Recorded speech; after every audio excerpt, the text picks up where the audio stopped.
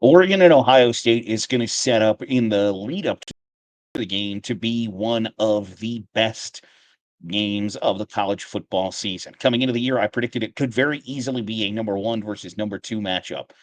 It's not going to be quite a number one versus number two matchup, but it's about as close as you can get to a one versus two matchup. It's a two versus three.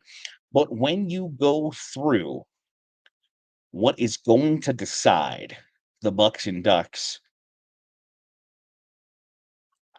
I don't think it's going to be a close game, to tell you the truth.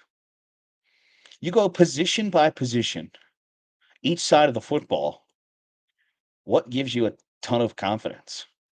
At the quarterback position, I think Oregon is better than Ohio State. I think Dylan Gabriel has the experience, has the ability to both run and throw. I will give Oregon that they have the quarterback battle in their favor. Is Dylan Gabriel a better quarterback than Will Johnson or Will Johnson? Will Howard? Yes. I don't think that's a ridiculous hot take. After that, running back. Who's better, Ohio State or Oregon? Ohio State. Wide receiver. I know Oregon believes that they have the best wide receiver group in America. I don't think they do. I don't know how many schools in the country would take Oregon's group of wide receivers over Ohio State's. Ohio State has the edge. Offensive line. Ohio State has two offensive linemen playing at an all-American level. Ohio State's offensive line is better than Oregon's. The advantage goes to Ohio State. I will say at tight end that that I think Terrence Ferguson from Oregon is a better wide receiver, a better tight end than what Ohio State will trot out between Will Kazmarek, G. Scott Jr. I think at the tight end position, Oregon is better at Ohio State than Ohio State in that regard. But that's two spots. Now, obviously, one of them is the most important spot on the field in college football at quarterback.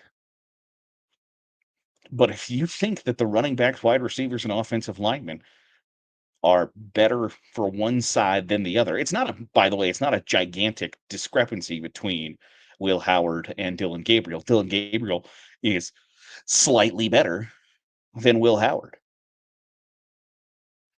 But I think Ohio State's running backs are significantly better than Oregon's. I think their offensive line is significantly better than Oregon's. Their wide receivers are better than Oregon's. You go to the defensive side of the ball. Now, Oregon's um, Jordan Birch had a big Friday against Michigan State, but is Oregon's defensive line better than Ohio State's? I don't think so. At linebacker, it's probably a push, and that's just because Ohio State, if you are to ask, like, what are Ohio State's linebackers? They are playing better, but I don't know that you have still a great feel of who the best two out of the three are, and they play with two pretty frequently. So call it a push. The defensive backfield, Ohio State's better. So you go through position group by position group. Edge rusher, give it to Ohio State. Jordan Birch had a good game against Michigan State. Had I think 3 sacks, a couple tackles for loss.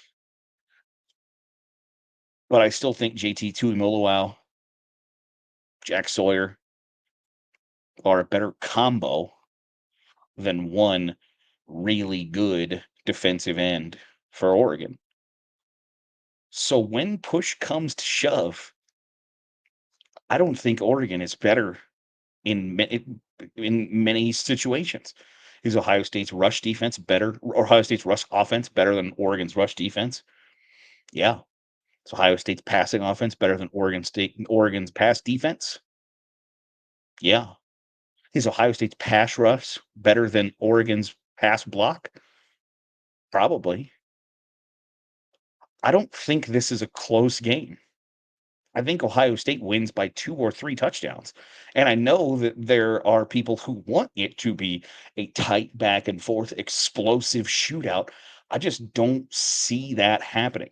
I think Autzen Stadium is obviously a difficult place for anyone to go in and play, and I know that it's got the reputation of being the loudest place in college football.